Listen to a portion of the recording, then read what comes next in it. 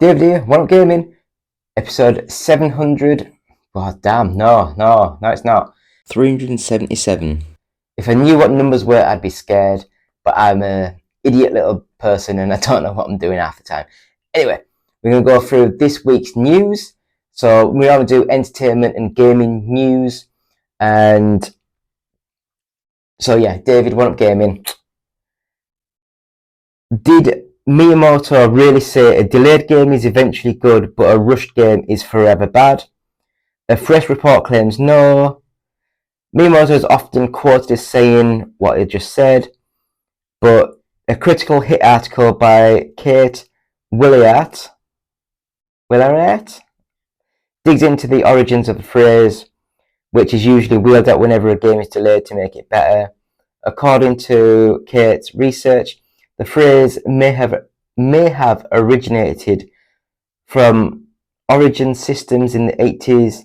Origin Systems was the American video game developer founded by Richard Lord Brutus Garriott and his brother Robert, the best known for the Ultimate and Wing Commander series. Specifically, Siobhan Beeman, who was project director at Origin from 1989 to 1992, remembers saying a variation of the quote, "A game is only late until it ships, but it's bad forever," during a computer game developers conference in 1996. To the best of my recollection, I came up with that phrasing. Beeman, who Willier tracked down, said now nearly 30 years later, the sentiment certainly existed in the industry, especially at places like Origin. Why is this back in the news? In a recently published Half-Life 25th anniversary documentary, Valve co-creator Gabe Newell says pretty much the same thing. Late is just a little while. Suck is forever, right? I had to think what I was saying then. In truth, it's impossible to know the true origins of the phrase. Perhaps it's as old as video games themselves, but there's no definitive proof Miyamoto came up with it or has ever even said it. We'll ask him. So what are the origins of the myth?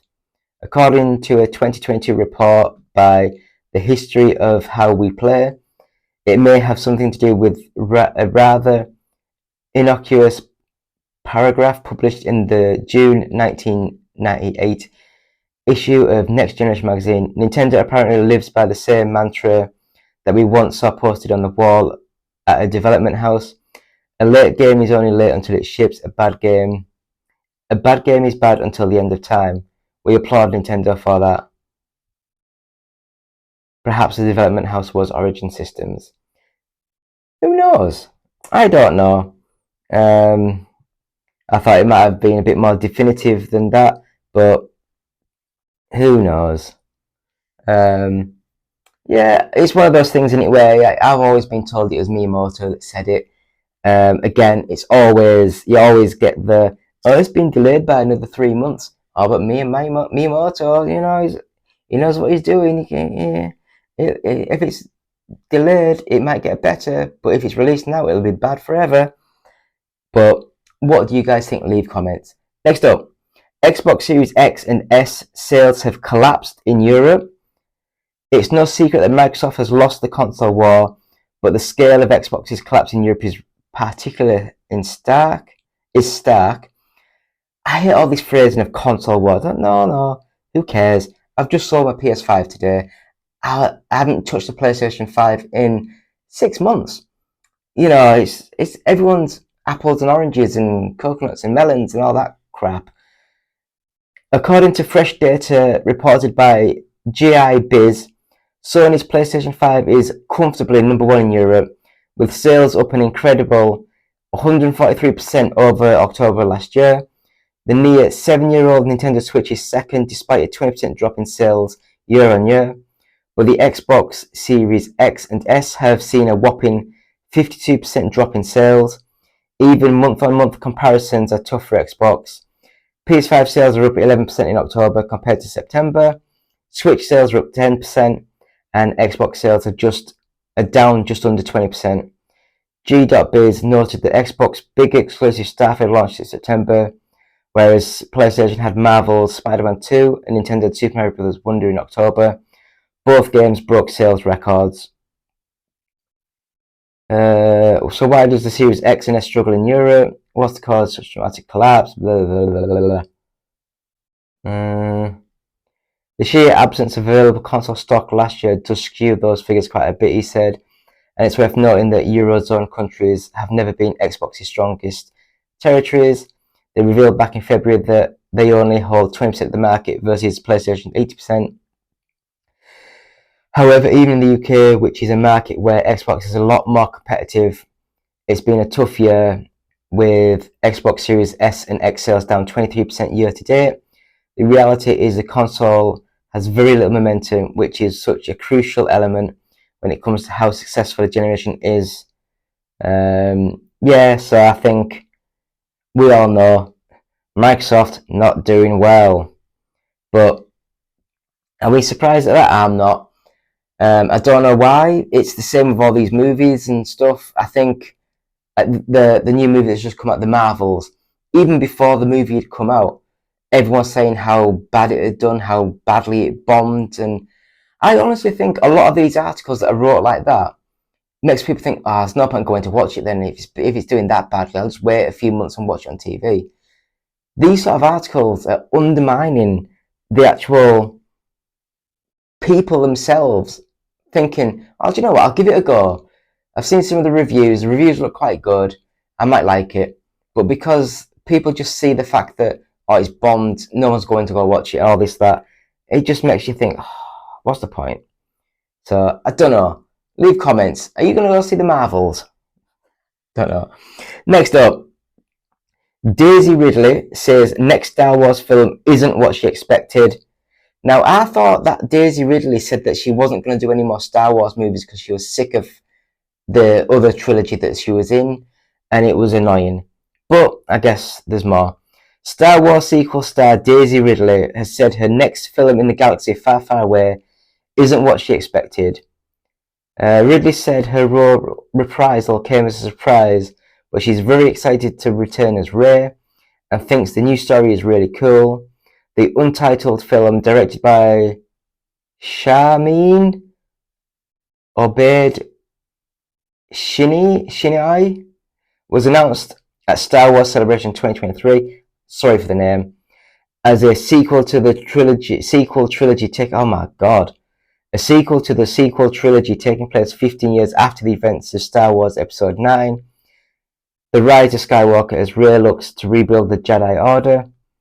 I'm very excited. The story is really cool, Ridley said in a set of the new film. I'm waiting to read the script because obviously I don't have any other updates. Well, how can it sound really cool if you've not read the script, if you don't know what's going on? I think that's just bull. She's being paid a lot of money, so she's saying, it's amazing. She expanded upon this to the Hollywood Reporter, saying, I haven't read anything, but I know the story. It's really worth telling, worth exploring, and I think people would be excited. Though the film was announced at Star Wars Celebration 2023 on April 7th, Ridley said she hadn't even been approached about the role as of February 2023. The rapid turnaround between the initial conversation with Lucasfilms and her appearance at the event had her feeling very nervous, Ridley said. I was shitting myself before I went on stage because no one knew I was going to that. No one knew I was going to Celebration, bar like Lucasfilm president, and there were a couple of other people. I was really nervous, blah, blah, blah. I don't care. I've never been a big Star Wars fan. I think they were good kids' movies. But then when you get these grown-ass men going about, we should have a religion of it. No, grow up. It's a fucking kids' movie. Stop it. You're an idiot. But too much? Yeah, maybe. But I just don't think that the movies, it's stupid little movies. Go watch it, have fun, eat popcorn. Just don't revolve your life around it.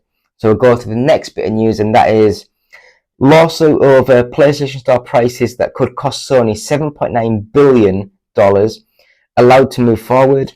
A London tribunal is allowing a lawsuit that could cost Sony up to $7.9 billion. A lawsuit that was filed last year alleges that Sony is abusing its position as the main seller of digital games on the PlayStation Store by charging a 30% commission to developers and publishers. As a result, the lawsuit claims PlayStation is overcharging customers for digital games and DLC. Sony's lawyers attempted to get the lawsuit thrown out, but the tribunal is allowing it to continue. Stipulation that people who made PlayStation purchases after the case was filed in 2022 should be removed from the claimant case. I don't know, it's weird. I still think that a digital store should be a good £10-20 a game cheaper, because there's no manufacturing costs, there's no shipping costs, there's no stores to pay for their fees. Because I remember, this is horrible. I remember when I had my own game shop back in 2002, 2003, that sort of time. The games themselves cost £29 for me to buy, and then I had to pay VAT on top of that, which is value added tax. So the games I was buying for like £32-33 each, and we had to sell them for £35 to £40. So each game I was only making £2 to £7 on a game, and every week I had to make £800 to pay the rent, the electric, the internet bills, the shop fees, the licensing, all that sort of stuff. So you imagine how many games you have to sell, to actually make that kind of money. It's no wonder that a lot of shops are going out of business. It's just not sustainable with all the fees and everything. But what do you guys think? Leave comments. Do you think that shops should just do you know what? Nah, we're out, and online stores are the way forward? Because I don't really collect any games anymore. I used to love it, but I just don't do it anymore. I don't have the space, don't have the time, don't have the money. So, new Karate Kid movie on the way with Jackie Chan and Ralph Macchio. Jackie Chan and Ralph Macchio made an announcement on Tuesday that they'll be reprising their roles for a new Karate Kid film. It's currently set for December 13th, 2024 release, per a press release from Sony Pictures. So basically, this has been recorded and filmed a year ago, because that's what they do. They record it, edit it, put all the VFX sequences in. So it's been recorded for a while. So if this has just been announced, it must be a low-budget movie, in my opinion. And while Chan and Macchio are back, they still have to find their new Karate Kid, and are kicking off a global casting search to do it. Oh, well, so is that...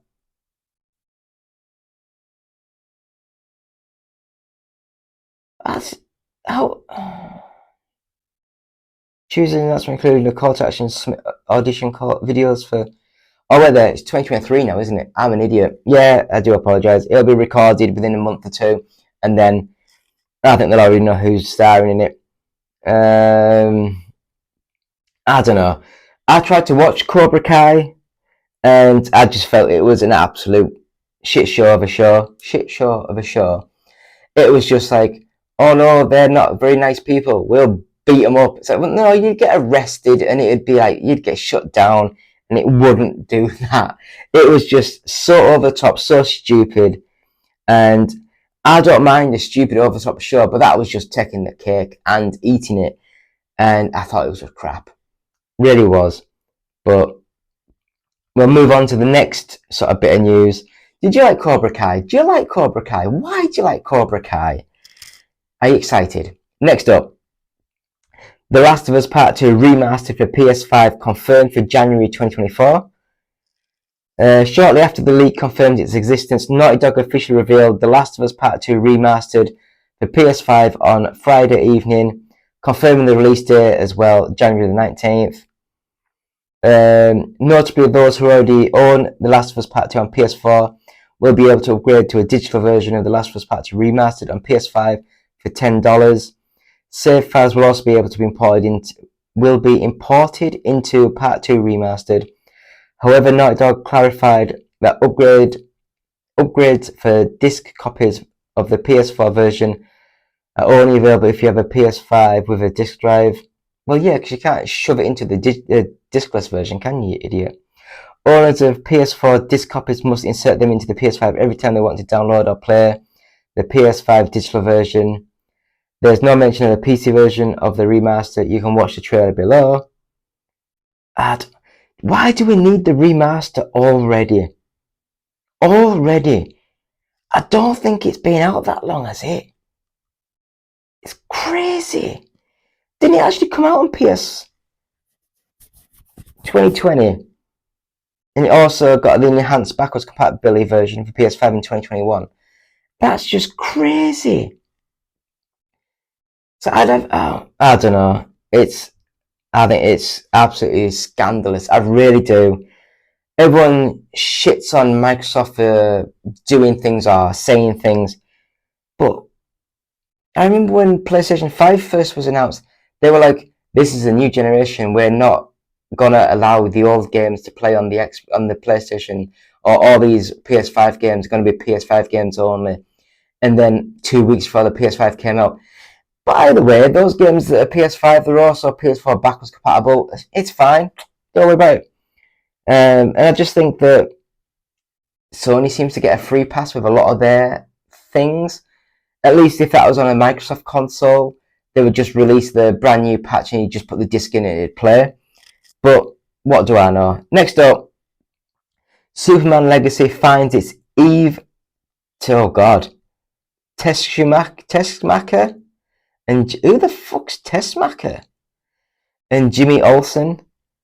James Gunn's Superman Legacy continued to round out its cast in the weeks following the approval.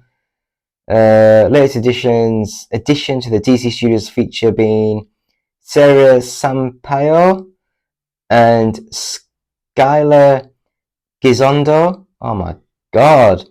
Warner Bros. Selected Sampaio for the role of Eve Tessmacher. I've never even heard of that bloody person in the upcoming film, according to Deadline. Published the same day, revealed that Gisondo would also be joining the cast as Jimmy Olsen. I don't know who that is either. Sampaio is an actor, Portuguese model, known for her work in Victoria's Secret. She most notably recently appeared on screen in the rom-com At Midnight, never heard of it, taking a drastic tonal shift from the previous role she inhabited. She portrayed an assistant turned mistress in the upcoming Superman film. Gisondo has been cast as Jimmy Olsen, a cub photographer at the Daily Planet. What the hell's cub? Don't know. The 27-year-old actor who plays a recurring character on the Righteous Gemstones isn't entirely unfamiliar with the superhero genre, having played Gwen's brother Howard Stacy in the Amazing Spider-Man movies. However, for both him and Sampaio, starring in Superman Legacy makes an entry point into the DC universe. I don't care. I really don't care. I'm interested to see the movie. I really love James Gunn. I love what he did with the Guardians of the Galaxy. I really loved Brightburn, was it? Brightburn? And I really enjoyed the Suicide Squad, the newer Suicide Squad. But let's see what happens. So we're going to the next bit of news, and that, my friends, is Family Guy leaves Sunday night slot for the first time in almost 2 decades. It's official, Family Guy is vacating its Sunday night slot for the first time in about 20 years. According to The Hollywood Reporter, the move was revealed as part of Fox's mid-season schedule and sees the adult-themed animated comedy show move to Wednesday nights starting March 6th. The move will see Family Guy paired with Animal Control, the network's only live-action comedy. Notably, this is the first time Family Guy won't air on a Sunday night since Fox resurrected the show back in 2005. The last time it aired on a weekday was back in 2002. Family Guy originally debuted in 1999 and ran for 3 seasons, initially airing on Thursday nights. It was eventually cancelled by Fox after 3 seasons, but was picked up in 2004 after a resurgence of popularity thanks to reruns on Adult Swim and as solid DVD sales. Family Guy Season 4 debuted on May 1st, 2005, and the show has enjoyed its comfortable Sunday night slot ever since. Creator Seth MacFarlane's been pretty vocal about his relationship with Fox in the past, once saying that he wished the show was on any other network. Tucker Carlson's latest opinion piece once again makes me wish Family Guy was on any other network, he said. Look, Fox, we both know this marriage isn't working anymore. The sex is only once a year. I don't get along with your mother, and well, I've been having an affair with NBC. MacFarlane also temporarily quit the show back in May until the WGA writers' strike was resolved. What this new time slot means for the show remains to be seen. It's thought that this could go one of two ways. Either Fox is confident Family Guy can stand on its own 2 feet, or it's lost faith in the show and it's putting it out to pasture. Family Guy Season 22 continues on Fox on November 26th. The new schedule begins when Season 23 debuts on March 6th. Yeah, normally they do this, don't they, when they just don't want to have the show anymore, they're sick of it, so they just change the time slot, and then they're like, oh, look how shit it's doing. So yeah, it wasn't doing shit until you've done that.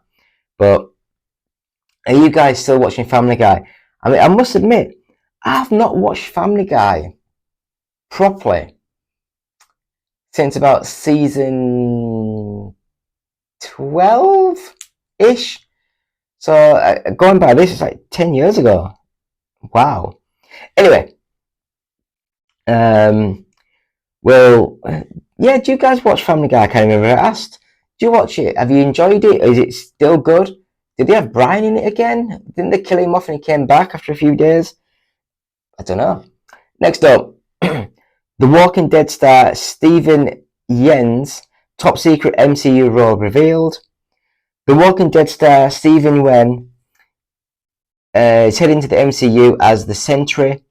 During an interview with comic book artist David Finch, The Walking Dead creator Robert Kirkman spilled the beans on who Yeun will be playing. My good friend Steven is playing the Sentry in a movie.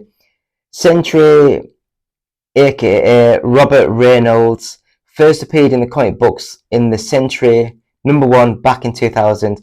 The Marvel Knights miniseries ran for just 5 issues before moving into the series of flashback one shots that saw the Sentry team up with the likes of the Fantastic Four, Spider-Man and the Hulk. He returned in 2005 as part of the New Avengers and has since appeared in the Mighty Avengers and the Dark Avengers. The middle-aged, overweight Reynolds isn't a superhero at first, but begins to remember that he was once the Sentry, a superhero with the power of 1,000,000 suns. His arch-enemy, the Void, is returning, and he has to recruit the help of Earth's mightiest heroes to fend him off. Eventually, Reynolds realizes he and the Void are two halves of the same person, and that he previously removed all memory of the Sentry from the world, a la Spider-Man No Way Home, including his home, to ensure his two halves remain separate forever. How faithful to the big screen adaptation will be remains to be seen, but it sounds as though when we'll be getting a costume. Yeah, he called me, he went in for costume fitting. I hope I'm not. I don't think this is spoiler or anything that will get anybody in trouble. I don't know, maybe, we'll see, I don't care. I don't work for Marvel, what are they going to do to me? Might have dropped the ball a bit there. Kirkman also revealed that Yeun's costume will draw from the Sentry's classic colours, which are the same as those worn by his other superhero role, Invincible. Yeah, he called me and said, I just came back from costume fitting for the Sentry. I guess I only do superheroes that are yellow and blue, he said. He was at the costume fitting and was like, holy crap, I forgot Incredible was yellow and blue. I don't even know who Invincible is. Makes the MCU debut in Thunderbolts, which is due out on July 25th, 2025. Yeah. What do you guys think? Are you excited for that? Or do you not really care about that? Let me know in the notes, in the comments. Let me know. So that is the entertainment and gaming news for this week. So I'll have a quick break and come back with the UK Top 40 charts. So yeah, back in a few seconds.